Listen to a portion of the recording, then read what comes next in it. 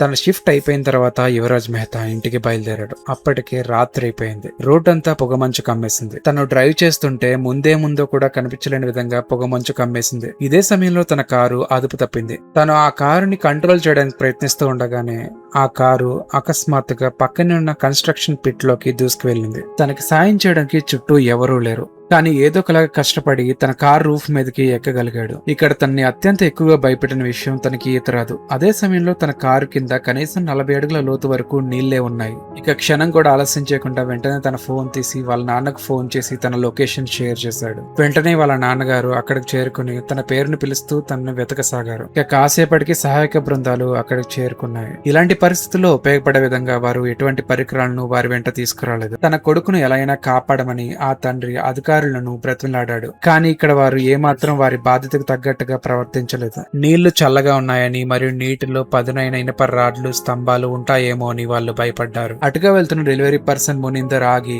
ఈ అధికారుల తీరును చూసి విసిగిపోయి తనే ఏదైనా చేద్దాం అనుకున్నాడు. తన నడుముకి తాడు కట్టుకుని ఆ గడ్డకట్టే నీళ్ళలో దూకి సుమారు 30 నిమిషాల పాటు ఈత కొట్టి మెహతా జాడ కోసం వెతికాడు. కానీ ఇతను ఆ ప్రాంతానికి రాకముందే 10 నిమిషాల క్రితమే మెహతా తన కారుతో సహా ఆ నీటిలో మునిగిపోయాడు. అక్కడి లోకల్స్ చెప్పిన దాని ప్రకారం ఇన్సిడెంట్ కంటే కొన్ని రోజుల ముందే అక్కడ ఒక ట్రక్ కూడా ఇదే విధంగా ఆ లోయలో పడిపోయింది. కానీ అప్పుడు ఎలాంటి ప్రాణ నష్టం జరగలేదు. ఇక ఈ మొత్తం ఇన్సిడెంట్ కి కారణమైన అధికారులను మరియు వ్యక్తులను యూపీ గవర్నమెంట్ అరెస్ట్ చేసింది. కానీ లైఫ్ అనేది ఎంత అన్ప్రెడిక్టబుల్ గా ఉంటుందో కదా.